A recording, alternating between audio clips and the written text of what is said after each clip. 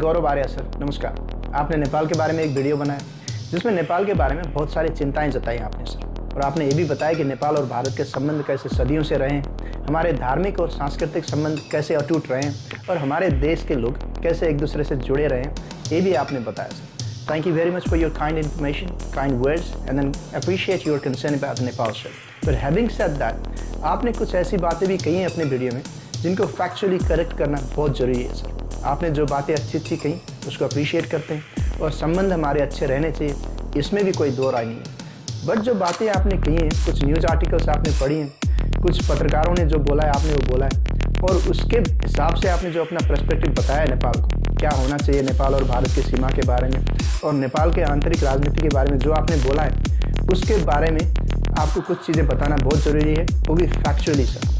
मैं news article की बात नहीं करूंगा, ना ही किसी पत्रकार ने क्या बोला इसकी बात करूंगा। मैं फैक्ट्स पे बात करूंगा, मैं तथ्य पर बात करूंगा, और वो फैक्ट्स भी ऐसे जो आपके स्कॉलर्स ने बताए हुए हैं। आप ही के इंडिया के स्कॉलर्स ने बहुत सारे रिसर्च किए इंटरनेशनल लॉ के बारे में, कार्टोग्राफिक मैप के बारे में, हिस्ट्री के बारे में, नेपाल और इंडिया के संबंध के बारे में बहुत सारे इंडियन स्कॉलर्स ने रिसर्च किए हैं, और ये रिसर्च दुनिया के रिनाउंड पब्लिकेशन में पब्लिश हुए हैं, बहुत सारे जर्नल में पब्लिश हुए हैं, बहुत सारी किताबें भी पब्लिश हुई हैं। मैं इसी का रेफरेंस लेके आपने जो बातें अपनी वीडियो में कही हैं उनको करेक्ट करूंगा। और एक और बात है, इस वीडियो के अंत में मैं इस बारे में बात करूंगा। आपने नेपाल के इंटरनल राजनीति के बारे में कुछ बातें कही हैं, तो उसके बारे में मेरे कुछ रिजर्वेशन है, वो मैं इस वीडियो के अंत में बात करूंगा। पर उससे पहले आपने अपने वीडियो में क्या बात कही ये देखते हैं, और उसका करेक्शन क्या है ये मैं बताऊंगा सर। पहले ये देखिए आपने क्या बोला और उसके बाद में करेक्शन। भारत के साथ जो डिस्प्यूट है वो 100-150 साल पुराना है। जब अंग्रेजों का शासन था वो तब का डिस्प्यूट है, वो आज का डिस्प्यूट नहीं है। 1947 में जब भारत आजाद हुआ, please tell me and I request very politely and humbly to mister Balen Shah, prime minister of Nepal, sir अगर भारत ने 1 इंच जमीन ली हो नेपाल की 1947 के बाद तो आप हमें बता दीजिए। सर आप बोल रहे हैं कि आज़ादी के बाद भारत ने नेपाल का कहीं पे भी 1 इंच भी जमीन नहीं लिया है, बोल रहे हैं। अब ये मैप देखिए सर, मैं गूगल मैप दिखा रहा हूँ। अभी वो स्कॉलर्स की बात थोड़ी देर में करेंगे, जो आपके स्कॉलर्स ने बताई हुई बातें, जो उनके खोज और अनुसंधान से पता लगाई हुई बातें हैं, उसमें थोड़ी देर में बात करेंगे। उससे पहले हम अपनी खुली आंखों से कुछ देखते हैं। ये गूगल का मैप है, ये आप भी देख सकते हैं, मैं भी देख सकता हूँ। आप जगह पे नहीं आ सकते बट मैप जरूर देख सकते हैं। तो ये मैप दिखा रहा हूँ मैं, इस पे ये महाकाली नदी दिखा रहा हूँ। आपकी तरफ इसको शारदा नदी बोलते हैं, आपकी तरफ उत्तराखंड है, हमारी तरफ सुदूर पश्चिम है, और ये नदी दोनों देश को अलग करती है। ये नेपाल और भारत का सीमा है, इसको काली नदी बोलते हैं। इसके विवाद के बारे में थोड़ी देर में बात करेंगे। तो इसमें एक पुल बना हुआ है, आपकी तरफ का शहर है बनबसा, हमारी तरफ का शहर है महेंद्र नगर और गड्डा चौकी। तो ये पुल जो है वो नेपाल और भारत दोनों का है, क्योंकि ये नदी हमारी सीमा है। सीमा के ऊपर जो भी संरचना बनी होगी वो दोनों देश की होगी, और इस पुल के बीचों बीच में नेपाल और इंडिया के झंडा रहते थे। और इस मैप में भी बता रहा है नेपाल और इंडिया बता रहा है, ये देख पा रहे होंगे आप, ये बता रहा है। पर क्या बात हो गई कि इस पुल के इस तरफ, पूर्व की तरफ जहाँ पे नेपाल है, वहाँ पे इंडिया का कस्टम आके बैठा हुआ है। क्यों बैठा है सर? इंडिया का जो कस्टम ऑफिस है वो वहाँ पे आके बैठा है। अब कस्टम ऑफिस तो पुल के साथ ही बैठा है, उसको भी छोड़ देते हैं। चलो मान लेते हैं कि यहाँ पे नेपाल का इतना संरचना नहीं था तो इंडिया आके बैठ गया, वो नेपाल को फैसिलिटेट करने आया होगा, सहयोग करने आया होगा, ये मान लेते हैं। बट इस पुल के इस तरफ जो कस्टम है उससे भी 500 मीटर दूर नेपाल की तरफ, अब ये देखो, ये एसएसबी का कैंप है। यहाँ पे आपके आर्मी के बूट्स लेके, बंदूक लेके नेपाल के ज़मीन पे एक संरचना बना के यहाँ पे एसएसबी बैठा है। क्यों बैठा है सर? काली नदी हमारी अगर सीमा है, उसके पश्चिम की तरफ आप हो, पूर्व की तरफ हम हैं, तो नेपाल की सीमा में आके एसएसबी क्यों बैठा है? आपके देश में चाइना के लोग आके कहीं पे कैंप बना के बैठेंगे, आपको अच्छा लगेगा? नहीं लगेगा। तो हमें भी अच्छा नहीं लगता। ये हमारे कांटे की तरफ चुभता है एवरी डे जब हम इंडियन आर्मी को और इंडियन एसएसबी को अपने देश की सीमा के अंदर बैठे बंदूक लेकर देखते हैं, तो हमें यहाँ पे चुभता है सर। ये तो सिर्फ एक एग्जाम्पल है, ऐसे दर्जनों एग्जाम्पल हैं सर जहाँ पे नेपाल के अंदर एसएसबी आके बैठा हुआ है। या नेपाल की जो ज़मीन है जिस पे खेती पाती करते हैं नेपाल के लोग, इंडियन लोग आगे वो खेती पाती उठा के लेके चले जाते हैं, एसएसबी बंदूक लेके वहाँ पे खड़ा रहता है। ऐसे सालों से चलता आ रहा है। कभी कभी आपके एसएसबी हमारे पहाड़ों में दिखे जाते हैं, बंदूक के साथ, गाड़ी के साथ, तो हमारे अंदर घुस के आ जाते हैं, पहाड़ में पकड़े जाते हैं। ऐसा होता है। इसको दादागिरी नहीं बोलेंगे तो क्या बोलेंगे सर? चलो ये बात छोड़ देते हैं, हमारी बातों पे आप बिलीव क्यों करेंगे? क्योंकि हम तो नेपाल से हैं। अब हम आपकी बात करते हैं। आपके स्कॉलर्स ने क्या लिखा है ये सुनते हैं सर। सबसे पहले सोहिनी नायक ने लिखा हुआ आर्टिकल के बारे में बात करते हैं सर। ये ऑब्जर्वर रिसर्च फाउंडेशन की फेलो हैं। ये नेपाल, इंडिया और भूटान के संबंध के बारे में भी रिसर्च करती हैं और ये फॉरेन पॉलिसी एनालिस्ट हैं। इनकी बातें सुनते हैं, ये क्या लिखती हैं। मैं पूरा ये पेपर पढ़ के नहीं सुनाऊंगा, ये आपको मैं इस पेपर का कंक्लूजन बताऊंगा। पेपर का टाइटल है India and Nepals Kalapani border dispute and explainer. ये पेपर है, ओपन एक्सेस पेपर है, कोई भी जाके पढ़ सकता है। इसके कंक्लूजन में ये क्या लिखती हैं, लिम्पियाधुरा जो है, जहाँ से एक नदी निकलती है, उसी का नाम काली नदी है और उसके पूरब में जो है, उसके ईस्ट साइड में नेपाल है और वेस्ट में इंडिया है। तो इसीलिए लिपू लेक, लिम्पियाधुरा, कालापानी ये सभी कानूनी रूप से नेपाल का हिस्सा है बोल के वो लिखती हैं। और इंडिया की स्कॉलर हैं सर, वो अपने रिसर्च में ये बताती हैं और ये भी बताती हैं कि 335 स्क्वायर किलोमीटर नेपाल की ज़मीन इंडिया ने कब्जा किया हुआ है लिपू लेक, लिम्पियाधुरा में। ये इस आर्टिकल में लिखती हैं, आप एक बार पढ़ लेना सर। मैं न्यूज़पेपर उठा के नहीं पढ़ रहा हूँ, मैं आपके देश के बड़े स्कॉलर्स ने रिसर्च करके महीनों बरसों लगा के कार्टोग्राफिक मैप्स को पढ़ के, इंटरनेशनल लॉ को पढ़ के, हिस्ट्री को पढ़ के, सारी चीज़ पढ़ के जो उन्होंने तथ्य निकाले हैं, जो उन्होंने अनुसंधान किया है और उसका कंक्लूजन निकाला, वो पढ़ रहा हूँ सर। एक बार वो आप पढ़ना।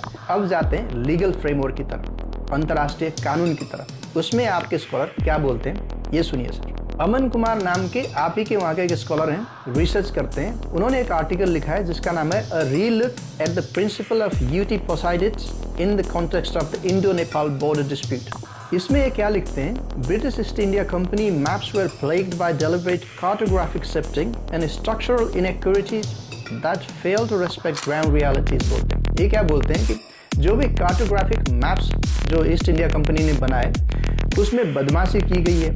अपने फायदे के हिसाब से उन्होंने बॉर्डर को बार बार रीडिफाइन किया है और जो ग्राउंड रियलिटी है, जो होना चाहिए, उसको इन्होंने इग्नोर किया है बोलते हैं सर। ये क्या बोलते हैं कि ये सरासर गलत है, ये कार्टोग्राफिक मैप को जो जिस पे चलखेल किया गया है, ये ठीक नहीं है, नेपाल के अगेंस्ट ये किया गया है, ये बोलते हैं अपने इसमें। और अंतर्राष्ट्रीय कानून के हिसाब से ये मान्य नहीं होगा।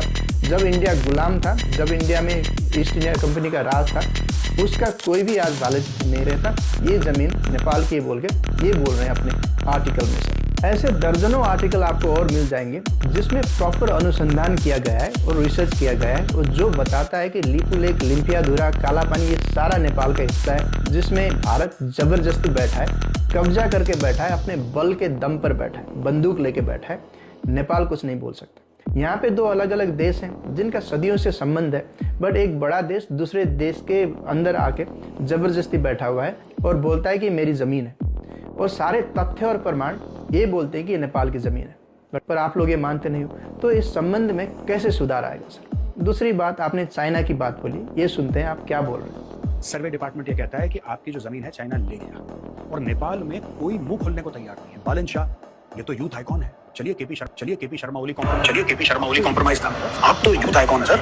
आप एक भारतीय चिट्ठी लिख के भेजिए ना, बोलिए देखो यहाँ से, गेट आउट। आप हमारे प्रधानमंत्री बालन शाह को बोल रहे हैं चाइना को चिट्ठी। हमने चाइना को चिट्ठी लिखी नहीं लिखी, आपको क्या हमने लिखी होगी, अगर हमें जरूरत पड़ी होगी, हमने चिट्ठी लिखी होगी, जिससे भी हमें जरूरत पड़ेगी हम उनको चिट्ठी लिखेंगे और हम अपने कंसर्न उनको बताएंगे। अभी फिलहाल हमारे कंसर्न इंडिया के साथ है, तो हम इंडिया से बात करें। आप भी हमारी और आपकी बात करेंगे। हम कभी आपकी और चाइना की बात करते हैं। अरुणाचल प्रदेश में चाइना कितना अंदर घुस गया, हम कभी बोलते हैं।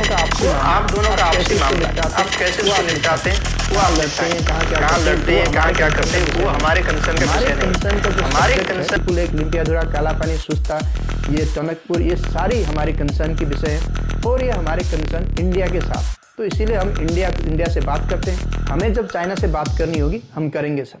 आपके सलाह के लिए थैंक यू, बट ज़रूरी नहीं कि आप हमें सलाह दें।